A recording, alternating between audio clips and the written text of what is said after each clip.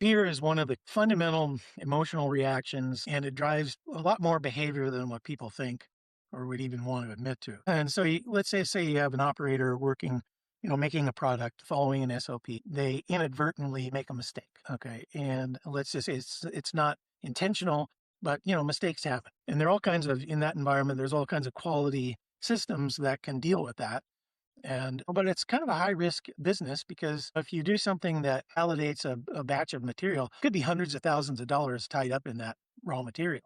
So, an operator making, $25 an hour and he made a mistake. He's got a couple of things going on. He's afraid a supervisor will yell at him.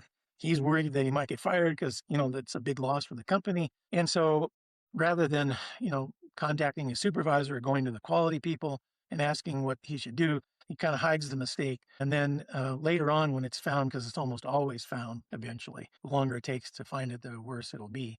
Could affect other lots and that kind of thing. Then, he's endangered his job because if you're if you're in the business of making life-saving drugs, honesty and integrity are the key things that you want. And I've had to fire people, unfortunately, who were, good workers, but they made a mistake and then they tried to hide it.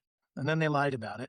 And then when it was discovered, they got defensive. And in the process of letting those people find a new place to be successful, um, which is the way I look at it, I've been questioned by, the HR crowd about was, this really worth firing him over? And my response was always, if you needed a life-saving drug for your child, wouldn't you want it to be made by someone you could trust? That pretty much stopped the conversation.